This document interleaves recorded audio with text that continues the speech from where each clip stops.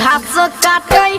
छौरी धोखरा बन के देखा मकई के तोरा लकै जैन के घास काटे छौरी धोखरा बन के देखा मकई के तोरा लकै जैन के जते पकड़ाई त छोड़बै न यार मारबै छैन के घास काटे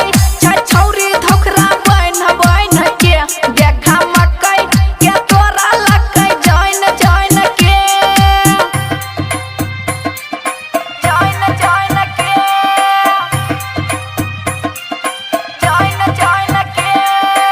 music by Riya studio Khagaria. DJ Arman Siddiqui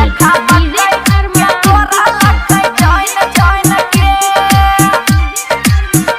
टूटल गाछी रौदा में सब सुख जाय छै रे छौरी नौकाई के मकई में घुस जाय छै रे जोगे पड़तै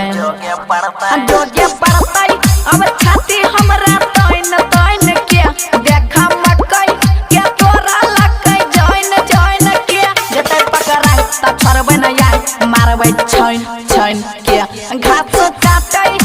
छौरी धोखरा बन के देखा मकई के तोरा लकै जैन के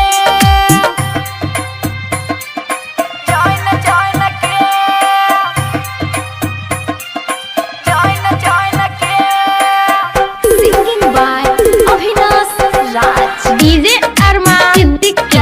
डीजे अरमान तोरा लकै जैन के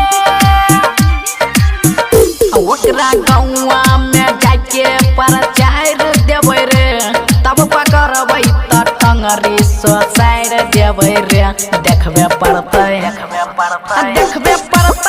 अब मुखिया जी के नैन के देखा मकई के तोरा लकै जैन के जते पकड़ाई त छोड़बै न यार मारबै छैन के घास काटे छौरी धोखरा बन के देखा मकई के तोरा लकै जैन के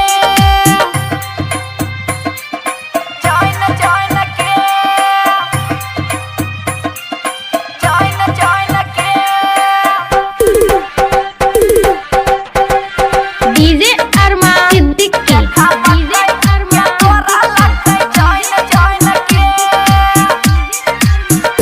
दिलबर किसन हाय भी नाश्ता में साथ देखतै गुलशन पापू धर घूम के यार देखतै आ भर गेलै